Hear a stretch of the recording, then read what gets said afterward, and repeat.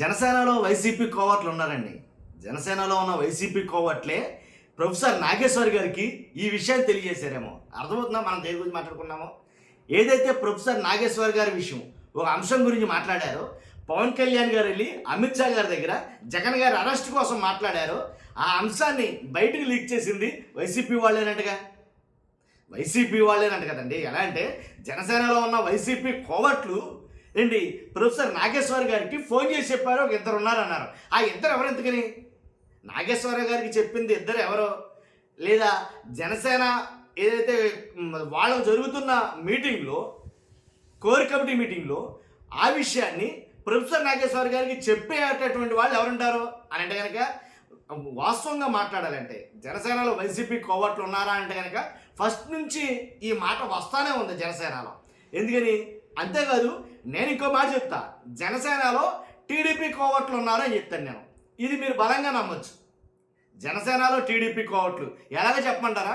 జనసేనకి టిక్కెట్లు ఇచ్చినప్పుడు చాలా మట్టుకి జనసేన సభ్యులు లేకపోతే టీడీపీ వాళ్ళకే జనసేన కండవ కప్పి ఏంటి ఎమ్మెల్యేలుగా నుంచోబెట్టినటువంటి అభ్యర్థులు లేరా జనసేనలో?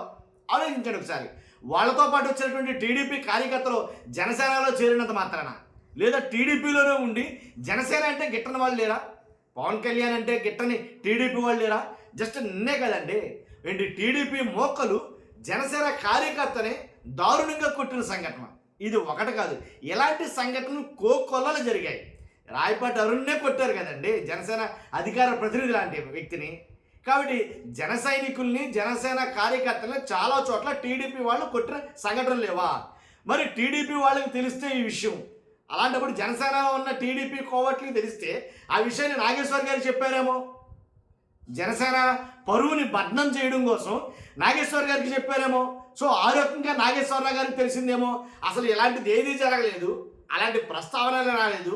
ఒకవేళ మాట్లాడాల్సి వస్తే పవన్ కళ్యాణ్ గారు రాష్ట్ర ప్రజల అభివృద్ధి కోసం, రాష్ట్ర ప్రజల శ్రేయస్సు కోసం, ఏంటి పార్టీ కోసం, అలాగే ఏదైతే సంక్షేమ పథకాలు ఉన్నాయో వాటి గురించి, వాటి నిధులను తీసుకురావడం కోసం కేంద్రంతో మాట్లాడతారే కానీ ఏ పార్టీ గురించి, ఏ రాజకీయ పార్టీ గురించి మాట్లాడరని నాదెండ్ల మనోహర్ గారు చెప్పారు. నాదెండ్ల మనోహర్ గారు చెప్పిన తర్వాత వెంటనే ఏదైతే ప్రొఫెసర్ నాగేశ్వరరావు గారు ఒక వీడియో బయటని రిలీజ్ చేశారు. దాంట్లో పవన్ కళ్యాణ్ గారు, నేను జగన్మోహన్ రెడ్డిని ఆటాడిస్తా, మేము అధికారంలోకి వస్తే కనుక కేంద్రంకి చెప్పి జగన్మోహన్ రెడ్డి గారిని ఒక ఆటాడిస్తా అని అన్న మాట మీకు గుర్తు ఉండదు. వాస్తవానికి జస్ట్ రీసెంట్గా జాయిన్ అయిన జర్నలిస్టులే చాలా మటుకి ఎక్కడెక్కడో ఉన్నాయన్నీ కూడా లాగుతూ ఉంటారు. జర్నలిస్ట్గా, అందులోనూ సీనియర్ జర్నలిస్ట్గా 30-40 ఏళ్ళు చేసినటువంటి ఈ నాగేశ్వర్ గారికి ఆ మాత్రం నిఘా వర్గాలు ఉండవా? నిన్న కాక మొన్న వచ్చినటువంటి రాజకీయాల్లోకి వచ్చినటువంటి వాళ్ళకి విశ్వసనీయ వర్గాల సమాచారం మేరకు మాకు తెలిసింది అని చెప్పడం మనం వినలేదా? అంతేకాదు, రాజకీయంలో పలుకుబడి సంపాదించిన పెద్ద పెద్ద రాజకీయ నాయకులు కూడా అది నిజమో అబద్ధమో క్లారిటీ చేసుకోకుండా ఏంటి నాకు నిఘా వర్గాలు చెప్పాయి అని అంటే మనం వినలేదా? అంతేకాదు, అసలు అది నిజమో అబద్ధమో తెలియకుండా కల్తీ లడ్డు గురించి మాట్లాడలేదా? ఏంటి ఇలాగా అది నిజమో అబద్ధమో తెలియకుండా ఏంటి జగన్మోహన్ రెడ్డి గారు 10 లక్షల కోట్ల రూపాయలు అప్పు చేశారని పెద్ద పెద్ద నాయకులు మాట్లాడలేదా? సో అంటే ఇలా మాట్లాడడానికి ఒక ప్రాతిపదిక అంటూ ఏమీ లేదు. కాబట్టి జర్నలిస్టు మాట్లాడారా అంటే కనుక దానికి ఒక అర్థం ఉంటుంది. జర్నలిస్ట్ మాట్లాడాడంటే అతని దగ్గర ఏదో స్ట్రాంగ్ ఎవిడెన్స్ ఉండాలి, ఒక స్ట్రాంగ్ ఇన్ఫర్మేషన్ అయినా ఉండాలి. కానీ ఇన్ఫర్మేషన్ ఎలా వచ్చింది అనేది ఇక్కడ ప్రశ్న. కానీ వచ్చిన ఇన్ఫర్మేషన్ నాగేశ్వర్ గారు ఎందుకు చెప్పలేదు? అసలు నాకు చెప్పారు, నాకు తెలియజేశారు, కోర్ కమిటీలోని సభ్యులే కొంతమంది అక్కడ ఉన్నవాళ్లే నాకు ఫోన్ చేసి చెప్పారని అన్నప్పుడు ఏంటి ఆ సభ్యులు ఎవరో చెప్పలేకనే నాగేశ్వరరావు గారు.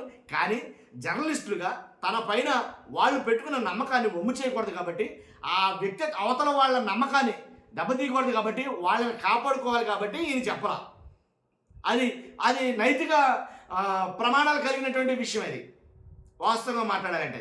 కాబట్టి కోవట్లు ఉన్నారంటే కనుక చాలాసార్లు జనసేనలోని బొలిశెట్టి గారు, అలాగే జనసేనలోని చాలామంది ఎమ్మెల్యేలు మాట్లాడిన మాట ఏంటంటే జనసేనలో వైసీపీ కోవట్లు ఉన్నారు, టీడీపీలో వైసీపీ కోవట్లు ఉన్నారు అని వాళ్ళు మాట్లాడిన మాటలు గుర్తులేదా? కాబట్టి అంటే ఉన్నారు అని అయితే వాళ్ళు స్ట్రాంగ్గా బిలీవ్ చేస్తారు. ఎందుకని? వైసీపీని వదిలిపెట్టి జనసేన పార్టీలో కలిసిన వాళ్ళు కావచ్చు, వాళ్ళు కోవట్లు కదా. టీడీపీ నుంచి జనసేనలోకి వచ్చిన వాళ్ళు లేదా వాళ్ళు కోవట్లు కదా. సో ఈ రకంగా బయటకు వస్తే రావచ్చు. కాబట్టి ఉన్నారు, ప్రతి పార్టీలో ఉన్నారు. ఎక్కడ తగ్గేందుకు వైసీపీలో లాస్ట్ టైంలో ఎలక్షన్ ఇంకొక నెల రోజుల్లో జరుగుతుంది అనగా చాలామంది పోలింగ్ బూత్ ఏజెంట్లుగా వచ్చి వేరే వేరే పార్టీల నుంచి వైసీపీలోకి వచ్చి పోలింగ్ బూత్ ఏజెంట్లుగా నిలబడి చాలా పోలింగ్ బూత్లో అక్రమాలు చేసింది వాస్తవం కదా.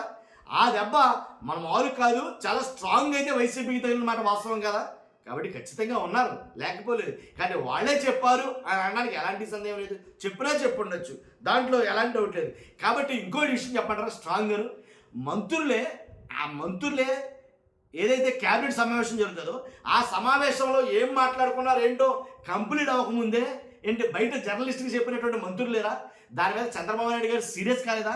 ఎలా తెలుస్తుంది బయటికి? ఇది మనం క్యాబినెట్లో సీక్రెట్గా అంతర్గతంగా మాట్లాడుకున్న విషయాలు కూడా బయటకు వెళ్తున్నాయంటే మంత్రులకు ఎమ్మెల్యేల మీద సీరియస్ అయిన సంఘటనలు లేవా?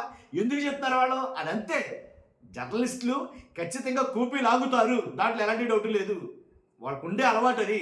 కాబట్టే మంత్రులు క్యాబినెట్ సమావేశంలో కూడా ఆ విషయాలు కూడా అక్కడ కంప్లీట్ అవ్వకముందే బయటకు వచ్చాయంటే దాన్ని బట్టి మీరు అర్థం చేసుకోండి.